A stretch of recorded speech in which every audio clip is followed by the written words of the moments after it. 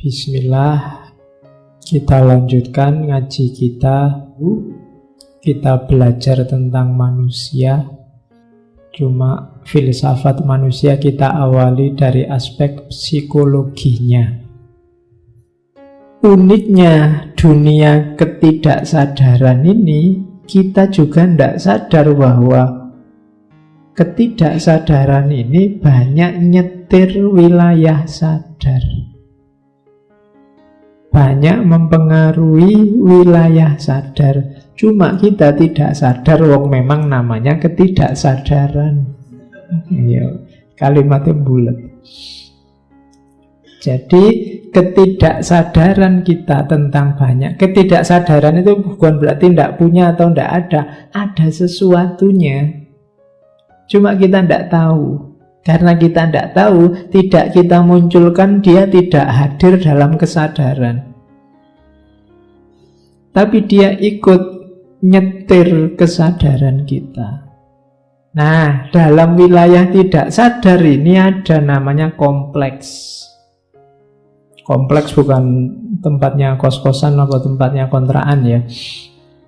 Jadi kompleks itu kelompok gagasan, kelompok persepsi, kelompok pikiran yang kita tidak sadar bahwa itu terstruktur, yang membentuk kesadaran kita. Jadi contohnya begini kompleks itu. Coba ya. Kompleks itu organized group of thought. Misalnya pandanganmu tentang ibu. Ibu itu kamu di kepalamu masing-masing ada pemahaman tentang apa dan siapa itu ibu. Tapi kamu tidak sadar bahwa pemahamanmu tentang ibu itu banyak sekali unsurnya. Dia sangat kompleks. Ibu itu bisa sumbernya dari ibumu sendiri, atau ibunya orang lain yang kamu pernah berinteraksi dengan mereka. Bisa juga kamu sendiri yang kebetulan pengalaman jadi ibu, yang perempuan ya, bukan laki-laki. Nanti kalau laki-laki jadi ibu nanti lucu. Terus mungkin bacaanmu tentang ibu, atau mungkin pengalamanmu dulu waktu kecil diasuh oleh ibu, ini sumbernya banyak. Yang ini kemudian menstruktur jadi satu, secara tidak kamu sadari muncul kesanmu, pandanganmu tentang ibu. Mungkin yang ibunya kayak zaman dulu ya, ibu tiri, kejam, jahat, kamu dipukuli, loh itu nanti pandangannya tentang ibu beda dengan ibu-ibu yang baik. Dari mana itu? Ya dari kompleks ini. Hal yang sama terjadi dengan pandanganmu tentang dosen, pandanganmu tentang tokoh A atau tokoh B, atau partai A atau partai B. Itu seolah kamu, ini saya mikir sendiri Pak, ngalami sendiri secara rasional dari pengalaman sensing, thinking. Enggak. Bawah sadarmu mainnya juga banyak, cuma kamu enggak tahu. Entah kamu punya pengalaman apa, mungkin kamu membaca apa, atau kamu lihat orang lain mengalami apa, yang sekarang kamu lupa, tapi dia menstruktur di bawah sadarmu. Nah, itulah namanya kompleks. Kalau ini ketidaksadaran individual. Ini yang mirip kalau di Freud namanya id. Kan ada id, ego, dan super ego. Jadi ID, id. Jadi dia tidak kelihatan tapi menentukan. Jangan dikira begitu kamu baca buku, Pak saya itu kan sering mahasiswa ngeluh itu, saya baca buku Pak, tapi begitu saya tutup, lupa semua saya. Loh, dia hilang di wilayah egomu, tapi dia mungkin terekam di bawah sadarmu. Dia ikut menentukan wilayah sadar, cuma kamu tidak sadar. Ini yang disebut fungsi jiwa. Jadi kalau ada yang tanya mental itu isinya 4 itu. Jiwa kita aktivitasnya 4. Yang pertama sensing, yang kedua thinking, yang ketiga feeling, yang keempat intuiting. Sensing itu paling mudahnya dijelaskan mengindra dengan panca indera. Saya melihat kalian, ini sensing. Loh Pak, itu kan aktivitas fisik Pak, bukan aktivitas mental. Loh kalau fisik saja, mata saja, tidak ada daya melihat, tidak bisa kamu melihat. Telinga saja, tidak ada jiwa, tidak ada daya mendengar, tidak bisa kamu mendengar. Jadi itu fungsi jiwa. Jadi sensing itu gunanya apa? Panca indera itu gunanya apa? Mengalami, experiencing. Panca indera itu kan mata untuk melihat, telinga untuk mendengar, hidung untuk membau ya. Kadang-kadang kalau mahasiswa kalau hidung untuk apa? Jawabannya hidung untuk mencium Pak, mesti gitu. Memangnya kalau kamu ciuman pakai hidung. Terus lidah untuk merasa. Ini juga kalau ditanya, loh merasa itu pakai hati apa pakai lidah? Oh enggak Pak, pakai mengecap. Loh yang mengecap itu mulut apa lidah? Terus kamu bingung dewe. Ya. Terus tangan untuk apa? Menyentuh apa meraba?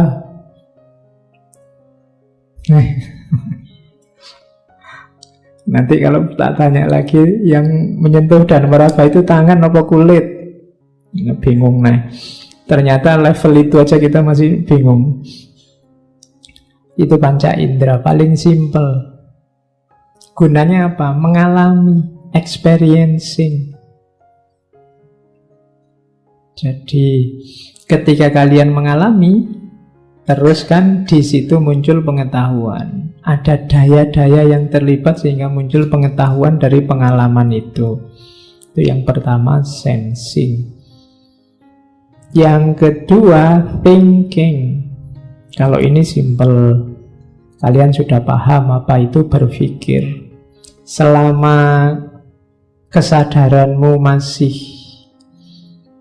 ada, masih jalan, sensing, thinking, feeling, intuiting itu otomatis jalan. Thinking itu berpikir, wah ini mumpung tidak hujan, enaknya pakai kaos saja, nanti mungkin sumuk. Nah itu thinking. Otakmu itu sebenarnya organ tubuh yang paling capek itu akal otak. Tidak pernah kamu berhenti selama kamu sadar.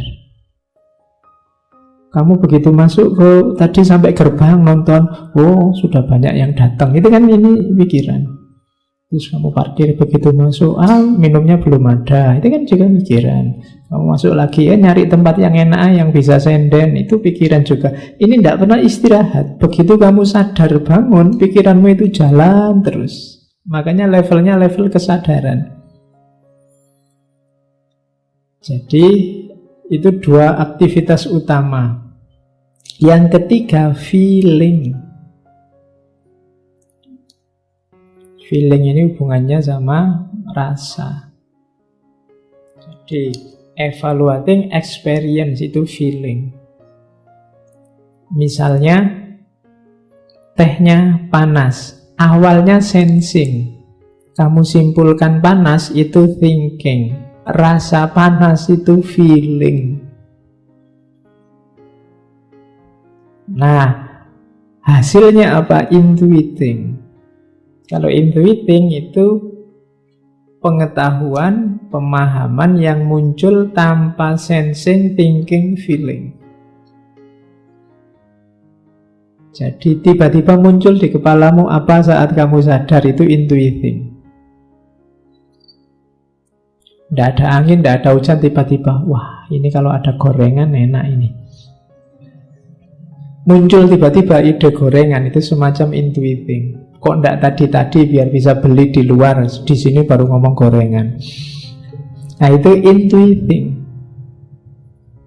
Jadi aktivitas pengalaman hidup yang tidak melibatkan sensing, thinking, dan feeling itu biasanya intuiting. Orang kadang menyebutnya intuisi. Intuisi itu tanpa sensing, tanpa thinking, tanpa feeling, tapi lahir pengetahuan. Ini teori selanjutnya yang terkenal sekali dari Jung tentang extraversion dan introversion. Kalian pasti sering dengar istilah ada orang yang introvert dan extrovert. Dua tipe kepribadian. Ini namanya sikap jiwa kalau katanya Jung. Ya ureanya panjang, tapi ringkesnya itu. Introvert itu biasanya orangnya pendiam, suka menyendiri. Terus ndak suka ngobrol ringan, ndak ada gunanya, dia males. Ngomong cuaca, hujan ya, dingin ya, ndak penting. Ngapain ngomong tidak ada gunanya? Ya semua sudah tahu sekarang musim hujan. Jadi tidak suka basa-basi, tidak suka beramah tamah. Jadi wajahnya pokoknya datar, lurus, tidak suka, tidak ekspresif, polos pokoknya. Kalau bahasanya game itu poker face. Oke. Jadi ndak suka rame-rame kayak gini, mungkin dia duduknya di pojok-pojok gitu. Kalau ada temennya ketawa, dia alah gitu aja ketawa. Ya, loh iya itu cirinya orang introvert. Dia tidak nyaman dengan keramaian. Dia lebih suka sedikit orang atau malah sendirian dia suka. Tidak suka diganggu. Kalau diganggu dia sebel, dia pengennya menyendiri. Itu biasanya orangnya introvert, pendiam. Terus awas biasanya. Dia selalu lihat lingkungan sekeliling, selalu waspada. Sebelum ngomong dia mikirnya panjang. Jadi banyak berpikir sebelum ngomong. Itu antara lain cirinya itu. Kalau sudah ngomong biasanya serius, terus to the point, tidak mau basa-basi. Kalau sudah jengkel tidak bisa diajak ngobrol, diem aja. Mau dari mana mas? Dari tadi. Ya, itu sebenarnya kalau ada orang jawab kayak gitu, maksudnya apa? Sudahlah kamu tidak usah tanya-tanya, minggirlah. Jadi bukan urusan dia ingin ngelucu, ya memang kamu minggir, jangan deket-deket. Males aku jawab pertanyaanmu, kan gitu. Jangan ganggu. Kok jalan saja mas? Ya emangnya ngerangka misalnya. Ya, pokoknya jawabnya apa enak ngono. Dia pinginnya sendiri. Itu orangnya kecenderungannya introvert. Yo ilustrasinya begitu, tapi maksudnya pendiam, tidak suka keramaian. Jadi ya kalian bisa meraba dirimu, lebih suka banyak teman atau lebih suka sendiri. Kalau lebih suka sendiri ya nanti kecenderungannya mungkin introvert. Ada kebalikannya ekstrovert. Kalau ekstrovert ini suka rame, selalu antusias, semangat, wow, suka sosialisasi, berinteraksi, bergaul mudah. Kalau ngomong kadang tidak dipikir spontan. Yang penting rame. Kalau dia ada terus jadi rame, pandai mencairkan suasana. Terus suka caper. Ya, orang suka keramaian, suka bareng-bareng itu kan biar orang mendekat ke dia terus, makanya dia suka cari perhatian. Karena dia menyukai popularitas, biasanya kelihatan pede, sigap, selalu dikelilingi banyak orang karena memang dia ingin bareng banyak orang. Ini biasanya orang ekstrovert. Jadi kepribadian yang keluar. Kalau introvert, kepribadian yang ke dalam. Jadi mungkin rame di dalam dirinya. Kalau ekstrovert itu rame dalam dirinya, dikeluarkan. Ya setiap orang sebenarnya punya kadar tertentu, cuma ada dominannya. Kalian kecenderungannya suka yang mana? Ekstrovert apa introvert, itu sikap jiwa. Ya tinggal kalian hitung dalam sehari-hari itu kalian lebih banyak dan lebih suka bergaul rame dengan orang apa menyendiri. Ya nanti kelihatan lah ya. Kalian juga begitu, kalau lihat temanmu introvert atau ekstrovert ya harap dimaklumi, karena itu watak, sikap. Yang introvert dipaksa banyak omong susah. Kebaliknya yang ekstrovert kamu suruh diem lebih susah lagi. Dia pinginnya rame, nanti ada apa-apa dikomentari, ada apa-apa rame. Itu ekstrovert. Kalau nonton sepak bola sama orang ekstrovert enak. Kalau sama orang introvert, diem dia, tidak bisa teriak-teriak. Ya, malah mungkin dia tidak suka bising, berisik. Tidak mungkin dia diajak nonton konser musik rock misalnya, tidak bisa dia. Ya, oke. Jadi itu tipe orang yang sadar tentang dirinya mungkin bisa nanti mengembangkan diri. Yo ini bukan harga mati. Bisa dibiasakan, bisa dilatih, itu nanti namanya pengembangan diri. Tapi punya karakter dasar introvert atau ekstrovert. Terus, nah itu tadi yang sadar. Jadi dalam kesadaran tadi ada sikapnya jiwa, ada fungsinya jiwa, yang itu berada dalam ranah namanya ego. Self ini jiwa yang utuh, terkontrol, ideal, lengkap, itu namanya self. Kalau tadi bawah sadarmu terkontrol, kesadaranmu terkontrol, jiwamu akan utuh, lengkap. Kemudian mengalami namanya self-realization, realisasi diri. Membentuk ideal-ideal. Nah, proses menuju self yang ideal tadi namanya individuasi. Proses menuju individu yang lengkap namanya perkembangan kepribadian. Realisasi diri. Jadi, pahami dirimu. Dirimu ternyata punya potensi macam-macam dan banyak, wujudkan itu. Itu membentuk pribadi yang utuh, namanya self. Prosesnya namanya individuasi. Saya agak cepat ya. Terus tahapnya, ada tahap anak-anak, ada tahap remaja, ada tahap paruh baya, ada tahap tua. Ini sebenarnya ada batas umurnya. Tapi kadang-kadang ada orang yang sudah tua masih bergaya anak-anak, belum mateng, atau ada yang masih anak-anak kok rodok mateng.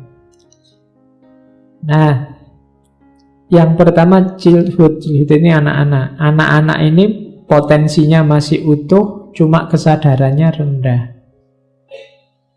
Biasanya kalau levelnya masih anak-anak, kepribadiannya diarahkan untuk hal-hal yang menjamin dia bisa hidup. Latihan survive, itu anak kecil, makan, seneng-seneng urusannya. Kalau pemuda, saya tidak tahu kalian masuk pemuda apa sudah tua. Kalau pemuda itu kesadarannya sudah penuh, cuma penghayatannya yang belum. Yang dilakukan masih adaptasi terhadap kehidupan sosial. Insting-insting dasar kehidupannya mulai utuh. Semangat, gairah, dan impulsif. Impulsif itu sama, bergairah. Mulai belajar untuk hidup yang sebenarnya, itu anak muda. Harusnya begitu. Saya tidak tahu apa ada anak muda yang tidak bergairah, tidak bersemangat, tidak impulsif. Tapi sebenarnya pasti begitu. Kok ada yang malas, Pak? Ya enggak, itu bersemangat untuk malas berarti. Ya. Saya sedang semangat sekali, Pak, untuk malas. Ya wis. Enggak apa-apa. Itu cirinya anak muda. Terus yang paruh baya, middle life itu penuh kesadaran ya 35 sampai 40 lah. Makanya tadi saya tanya, jangan-jangan ada yang sudah 35 meskipun masih jomblo. Nah, dia sudah masuk paruh baya. Biasanya puncak-puncaknya ada di middle life ini. Cuma kalau itu grafik, middle life ini grafik yang setelah puncak terus turun. Sampai akhirnya berakhir di old age, tua. Jadi belajar filsafat itu paling mantap ada di middle life. Itu biasanya orang sudah kurang ekstrovert, ekstrovertnya sudah mulai berkurang, kebijaksanaan, kecerdasannya mulai utuh, kemudian mulai komitmen-komitmen nilainya mulai dalam, kecenderungannya mulai filosofis, spiritual, itu mudah masuk. Ini orang-orang middle life. Kalau sudah tua, sudah tingkat kesadarannya turun. Meskipun kualitasnya mungkin masih puncak, tapi tingkat kesadarannya turun, ya fisiknya juga sudah turun. Ini tahap-tahap perkembangan kepribadian, prosesnya tidak bisa diulang. Maka manfaatkanlah tahap-tahap hidupmu secara maksimal dan optimal, karena tidak bisa dibalik. Nah, menjadi pribadi yang utuh tadi ada kalanya progresi, ada kalanya progresi. Itu semakin baik kamu, semakin baik, semakin menguasai dirimu, semakin bagus. Ada kalanya regresi. Kalau regresi itu kamu ingin baik tapi terhalang, ingin jadi orang bijaksana tapi terhalang. Itu nanti yang terjadi regresi, mundur dulu sebentar. Biasanya cuma sebentar, tapi terus maju lagi, berkembang lagi. Jadi kepribadian itu berkembang terus. Orang itu semakin matang kepribadiannya. Kamu sadari atau tidak. Cuma ada yang berkembangnya cepat, ada yang berkembangnya lambat. Kenapa lambat? Banyak halangan. Macam-macam, mungkin halangan kamu serba pragmatis hari ini, halangan cari uang, halangan, nah itu kan halangan untuk kematangan kepribadian. Mungkin lingkunganmu nggak mendukung, pingin bijaksana kaya filosof nih, yo koncone celelean kabeh misalnya. Yo kamu sudah dalil-dalil nyari quote yang bagus-bagus, cuma dicengengesi tok karo kancamu. Nah, itu kan kamu tidak jadi bijaksana akhirnya kan, kamu cuma diketawain tok.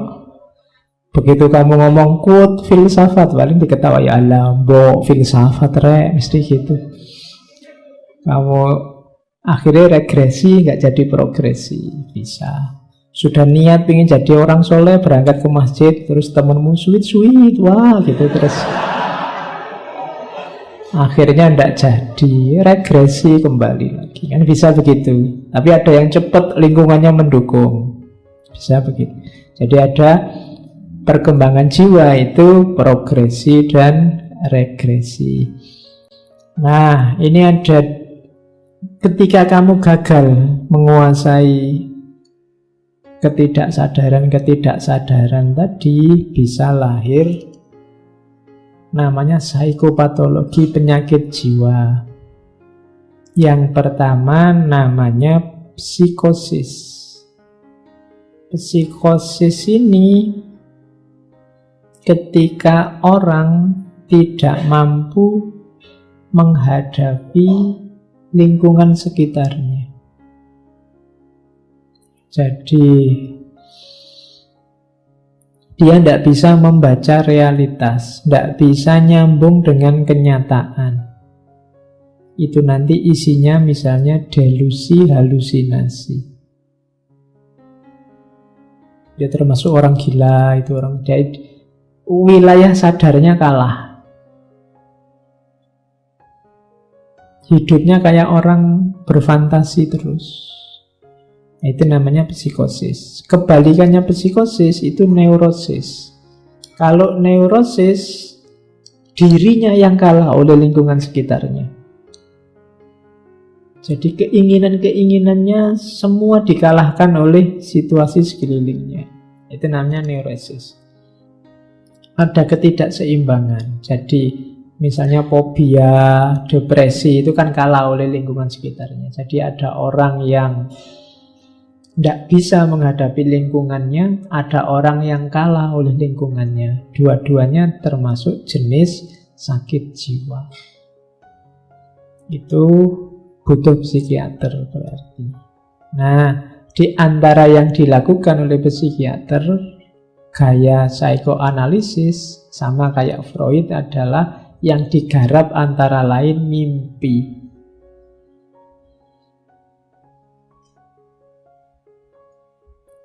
Jadi di mimpi itu, ini melanjutkan teorinya Freud meskipun di beberapa bagian agak berbeda. Jadi masyarakat punya rumusnya sendiri meskipun tidak disadari.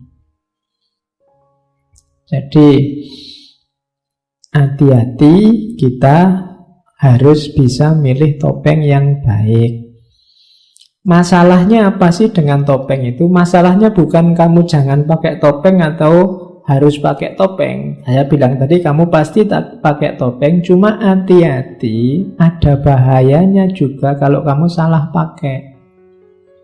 Salah pakai itu seperti apa? Yang pertama, biasanya orang itu ketika dia terbiasa dengan satu topeng, terus dia mati-matian mempertahankan topeng itu, dan di mana-mana dia pakai topeng itu. Oh, ini bahaya kalau sudah kayak gini. Bisa sakit jiwa. Bahwa saya suka ngasih tahu kamu filsafat, aku senang sekali pakai topeng filsafat itu, tapi begitu pulang ketemu anak-anakku yang SD, kan topeng filsafatnya harus tak copot. Dan sama anakku sing SD aku ngomong filsafat ndak nyambung. Bahwa kamu ustadz mungkin kamu biasa khutbah Jumat, iya. Tapi begitu pulang ke rumah ngobrol nongkrong di angkringan sama tetanggamu, kan kamu ndak harus khutbah Jumat di situ. Nanti di angkringan kamu khutbah qala Allahu ta'ala ngono. Bahwa khutbahmu enak iya, tapi waktu ngangkring ya ndak usah khutbah, pakai topeng yang lain. Ada orang yang fanatik dengan topengnya karena dia seneng dengan topeng itu dan di mana-mana dipakai. Ya kalau cocok, kalau ndak cocok, kamu bisa dianggap sakit jiwa atau jangan-jangan memang sudah sakit jiwa. Ya kalau kamu khutbah ning ngangkring kan memang dianggap orang gila. Maka kritislah dengan topengmu, apa cocok apa enggak. Kapan topeng itu dipakai? Gitu. Hari ini kan banyak konflik karena orang lupa membaca topengnya dan lupa menanggalkan topengnya. Harusnya kamu mainnya sebagai apa, tapi sekarang main sebagai apa, sehingga harmoninya kacau. Ada orang yang satu topeng dibawa kemana-mana, padahal tidak harus begitu. Bahwa kamu misalnya calon PNS, itu kan cuma di satu topeng hidupmu, bagian hidupmu tertentu. Di bagian yang lain kamu bukan calon PNS, bukan CPNS. Jangan dipakai terus topeng CPNS itu. Gitu loh. Jangan dipakai terus kamu santri ngaji filsafat itu ada. Ya kalau waktu ngaji gini kamu santri ngaji filsafat. Tapi nanti waktu kamu ngapain sudah Jangan dipakai topeng itu lagi, tidak nyambung. Nanti kamu ngantri bensin marah-marah diselangi orang, loh aku ini santri ngaji filsafat kok ngantri bensin diselip misalnya, ya tidak ada hubungannya. Gitu ya. Karena saya pernah ngantri bensin, ada dosen ngantri diselip orang marah-marah, aku ini dosen loh gitu. Jadi ndak salah topeng. Kalau di kelas waktu ngajar ndak apa-apa, aku itu dosen, topengnya pas. Jadi hati-hati, ada masalah persona, yaitu topeng kita cocok apa ndak. Begitu topeng kita ndak cocok dengan arenanya, dengan panggungnya, ya kita ada gejala sakit jiwa. Terus yang kedua adalah ada bahayanya lagi ketika kita sadar bahwa kita perlu topeng-topeng, pada akhirnya terus kita sangat ketakutan atau sangat peduli dengan pendapat orang tentang topeng kita. Ini juga bisa bahaya. Jadi memunculkan fobia, memunculkan orang, kamu selalu takut dengan penilaian orang lain terhadap dirimu. Kita selalu sibuk maunya orang lain apa, masyarakatku inginnya apa, dan kamu ikuti. Sehingga akhirnya kamu sendiri tidak punya keinginan. Kamu tenggelam di tengah masyarakat. Hidupmu hanya sibuk memenuhi tuntutan maunya orang lain. Ini juga sakit jiwa juga dalam tanda petik. Jadi bahwa kamu pakai topeng ya, tapi keputusanmu pakai topeng apa untuk situasi apa, itu kan harus keputusanmu sendiri. Hari ini kan kita, orang lain itu sangat menyusahkan dalam ranah tertentu. Maka hati-hati, jangan kehilangan dirimu. Topengmu benar tapi kamu kehilangan dirimu, yang ditopengi apa terusan. Jangan kehilangan jati diri. Orang lain berhak komentar, tapi komentarnya orang lain tidak selalu cocok, tidak selalu benar dengan situasimu. Iya, kamu dengarkan, tapi tidak harus semua dipedulikan. Jadi kalau yang pertama tadi kamu tidak melihat situasi, pakai topeng cocok apa tidak sesuka hatimu. Yang kedua kebalikannya, kamu terlalu peduli situasi sehingga kehilangan jati dirimu. Dua-duanya jelek dalam dunia pertopengan. Jadi kamu harus sadar dengan topeng yang kamu pakai, tanpa kehilangan jati diri, meskipun juga tetap relevan dengan kehidupan sehari-hari masyarakat. Jadi itu yang dimensi collective unconsciousness yang kedua, yang dikenal sebagai persona.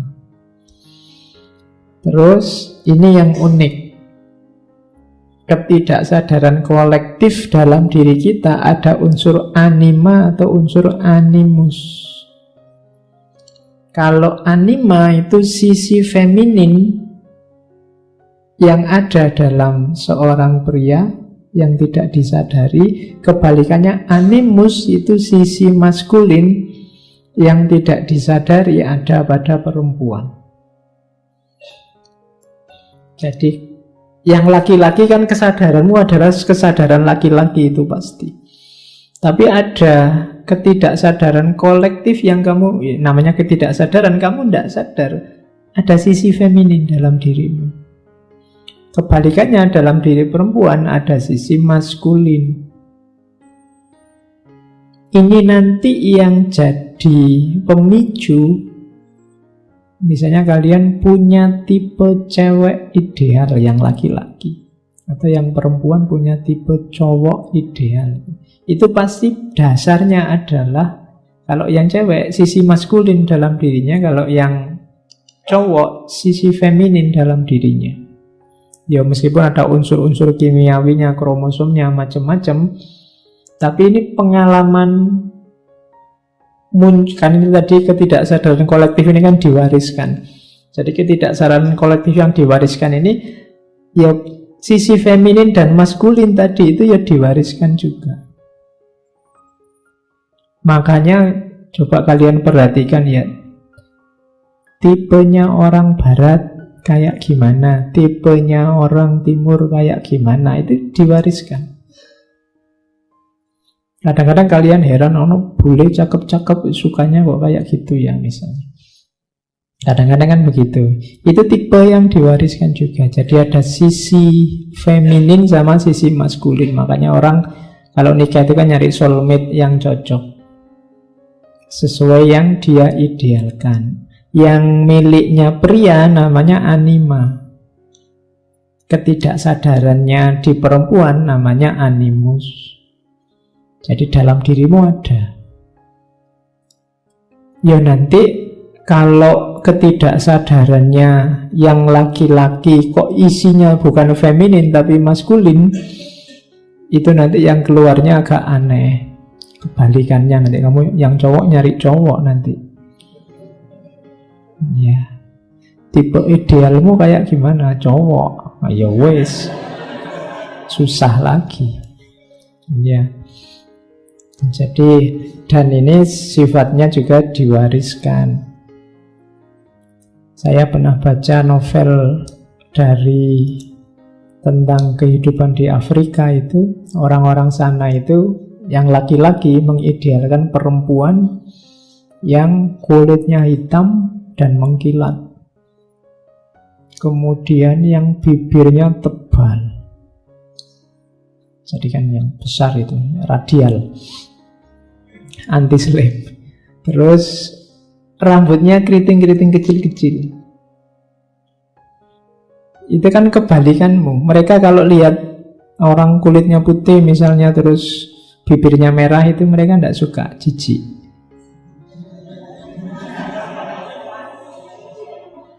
Iya, kok kayak gitu ya, jijik. Mungkin bagi orang sana begitu.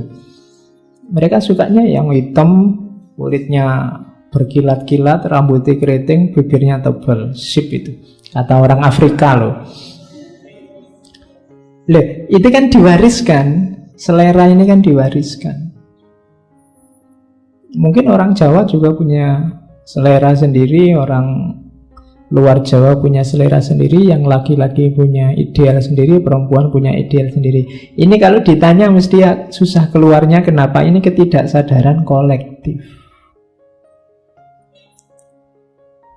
Jadi kamu tidak ngerti bahwa ini seleramu itu. Kadang kamu nyari alasannya kan susah.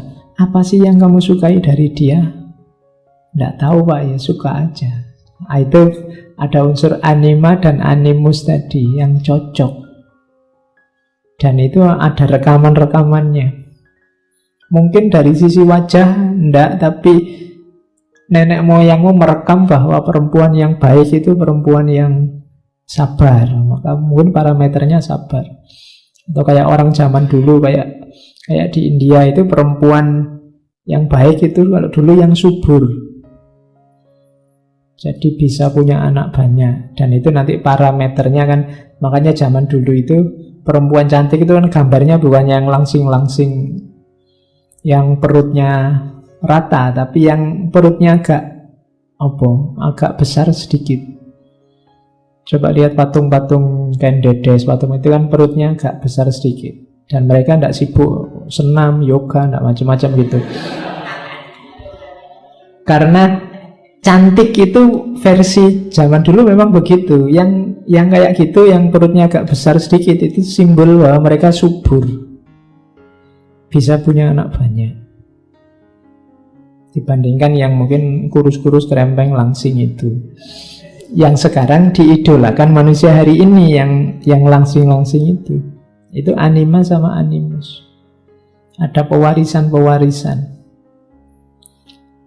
Jadi ini ketidaksadaran kolektif. Kalau saya tanya kamu di level sadar, enggak Pak, saya enggak begitu, saya rasional loh Pak. Iya. Makanya kamu gak dapat sampai sekarang. Galilah anima dan animusmu untuk nyari pasangan. Oke. Nah, kalau tadi kan yang positif-positif, hati-hati ada ketidaksadaran kolektif, jenisnya namanya shadow, bayangan.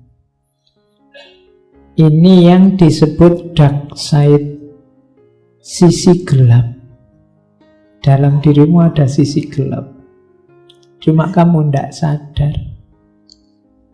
Jadi sisi gelap seseorang isinya insting-insting primitif negatif, kejahatan, kemarahan, keserakahan. Kalau pakai bahasa ilmu jiwanya Islam ini nanti ya, yang bahaim sama sabuiyah. Jadi unsur jiwa kebinatangan dan kebuasan. Setiap orang pasti punya sisi gelapnya. Cuma dia tidak sadar, kamu merasa dirimu baik terus. Padahal tidak. Ada sisi gelapmu. Kenapa kamu tidak tahu bahwa kamu punya kejelekan ini? Karena biasanya ini disembunyikan. Ini kebalikannya persona tadi. Kalau persona kamu tampilkan, kamu tunjukkan ke orang lain. Kalau shadow ini kamu sembunyikan, biar orang lain tidak tahu. Dia tidak disadari, direpresi, pokoknya diakun tidak. Nah, ada namanya defense mechanism. Defense mechanism itu mekanisme kalau orang nuduh kamu jelek, sebelum orang nuduh kamu jelek, kamu nuduh orang lain dulu jelek. Itu namanya defense. Biasanya apa defense mekanismenya? Ini sebenarnya teori dari Freud. Defense mekanismenya shadow itu proyeksi. Proyeksi itu sebelum kamu dituduh serakah, kamu nuduh orang lain dulu serakah. Jadi yang salah orang lain, bukan kamu. Itu namanya kamu proyeksikan sisi jelekmu ke orang lain. Kayak ada orang misalnya memperkosa, lo jelas dia salah memperkosa, tapi kan dia masih, lo saya memperkosa sih, ya mungkin salah, tapi kan dia pakai rok mini sih salahnya. Dia, sehingga saya tertarik untuk itu. Jadi harus orang lain yang salah, jangan aku. Kenapa? Karena shadow ini disembunyikan, direpresi. Jadi untuk mengatasi itu dia defense. Defense itu memproyeksikan orang lain yang salah. Jadi kalau ada orang kok nyalah-nyalahin yang lain terus, kemungkinan dalam dirinya ada kejelekan yang dia ungkapkan keluar itu. Cuma itulah defense mekanismenya. Sebelum dituduh hoax, nuduh orang lain dulu hoax. Itu defense mechanism. Sebelum dituduh bohong, cari dulu bagian orang lain, sisi kebohongannya mana. Nah, ini kalau individu per individu gampang, tapi kalau massal bisa jadi perang. Misalnya ras ini itu jelek, ras ini itu curang, ras ini itu penjahat semua, ras ini itu rusak semua, bisa perang. Atau agama ini, agama rusak semua, harus dimusnahkan. Aliran ini, itu aliran ini semua. Itu kan awalnya defense mechanism. Tapi karena sifatnya massal bisa melahirkan perang. Jadi pelajari dirimu di aspek defense mechanism ini, biar kamu sadar bahwa kamu juga punya sisi gelap. Tidak cuma orang lain yang jelek, kamu juga punya aspek-aspek kejelekan. Jadi hati-hati dengan gaya proyeksi ini. Jeleknya di kita cuma yang kita timpa kesalahan orang lain. Kenapa kamu tidak tahu bahwa kamu jelek? Karena ini levelnya memang ketidaksadaran kolektif. Jadi ada unsur shadow tadi, bayangan. Kita sembunyikan biar tidak kelihatan, kita tampilkan persona yang baik ke tengah masyarakat. Padahal di balik itu ada kejelekan-kejelekan, kejahatan-kejahatan kita. Sebelum itu diungkap, kita proyeksikan kejahatan itu ke orang lain. Oke. Pahamilah, katanya dunia psikoanalisis, mimpi itu mengungkapkan sesuatu. Jadi mimpi itu tidak semata-mata iseng. Tidak ada mimpi yang iseng, tidak ada maknanya. Setiap mimpi itu mengungkapkan bagian tertentu dari jiwamu, biasanya yang tidak disadari. Ya karena dia muncul dalam kondisi kamu tidak sadar. Misalnya ketika sudah lama kamu tidak ingat sama mantanmu, tiba-tiba dia hadir di mimpi. Itu dari bawah sadar dia muncul. Dia ada di koleksi bawah sadarmu, sekarang muncul. Tapi kalau kamu kangen nih, kamu ingat, biasanya malah tidak muncul. Kenapa? Dia muncul di kesadaran. Wong sudah kamu ingat, ya tidak muncul lagi sudah. Itu biasanya. Jadi mimpi itu biasanya, yaitu bahasanya metafor. Makanya harus dipahami, ditakwilkan. Setiap mimpi, kamu jangan menakwilkannya, jangan ini. Kan kadang-kadang kira-kira mau terjadi apa, Pak? Tapi pertanyaannya, ini mengungkapkan bagian jiwamu yang mana? Ini tentang apa dalam hidupmu, mimpi itu? Ada yang bawah sadar isinya apa kira-kira dari mimpimu itu? Nah, itu maunya psikoanalisis. Jadi mimpi itu bahasa yang harus kamu ungkap, karena dia mengungkapkan sesuatu. Fungsinya apa sih mimpi itu? Mimpi itu biasanya punya dua fungsi. Yang pertama fungsi kompensasi. Fungsi kompensasi itu dia mengoreksi bias-bias dalam pikiran sadar. Kita berpikir itu kadang-kadang ada banyak keliru-kelirunya, cacat celahnya, bias-biasnya yang kita tidak sadar. Ini biasanya terus diluruskan lewat mimpi. Atau sifatnya retrospektif. Retrospektif itu tentang masa lalu, pengalaman kemarin. Atau prospektif. Prospektif itu visi untuk masa depan. Kemudian cara menginterpretasinya, sambungkan dengan sejarah masa kecil, hubungkan dengan kompleks-kompleks tadi. Kan saya bilang tadi yang contohnya ibu tadi. Itu namanya free association. Jadi hubungkan dengan asosiasi bebasnya. Yang kedua, luaskan. Luaskan itu, kalau tadi yang free associasi kan orangnya, kalau diluaskan lihat lingkungannya. Jadi kalau kalian tiba-tiba ada orang depresi, stres, tanya, saya kok mimpi ini ya, itu bisa kalian masuk ke asosiasi-asosiasi sejarah hidupnya waktu kecil atau lingkungan sekelilingnya. Cuma ini saya menjelaskannya sangat cepat karena butuh teknik tersendiri biar kalian nggak nyoba nanti keliru-keliru. Jadi ada tekniknya untuk psikoanalisis. Yang kuliah psikologi pasti nanti belajar teknik untuk mengobati jiwa lewat mengungkap makna mimpi. Ini ada teorinya sendiri. Oke, ini yang unik dari teorinya Carl Jung, ada sinkronisitas. Sinkronisitas itu kebetulan yang bermakna. Hidup kita itu banyak diwarnai oleh yang menurut kita kebetulan. Tapi sebenarnya tidak. Itu tadi yang saya bilang, Jung itu agak masuk ke ranah spiritual. Jadi misalnya kamu pas lagi bokek-bokeknya, tiba-tiba ada temanmu, aku baru dapat rezeki nih, tak bagi sedekah. Itu kan kayak kebetulan. Tapi sebenarnya enggak. Itu fenomena yang disebut sinkronisitas. Jadi sebenarnya ada sekuennya, cuma kita enggak paham. Kenapa kok itu terjadi?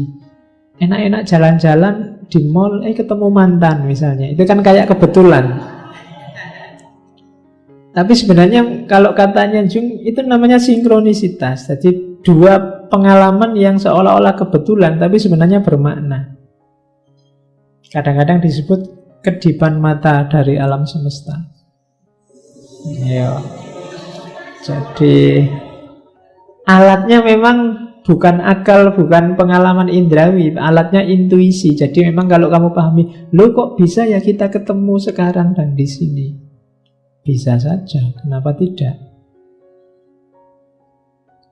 Jadi katanya Jung, sinkronisitas adalah realitas yang bisa kamu pahami, hanya bisa dipahami orang yang mau memahami.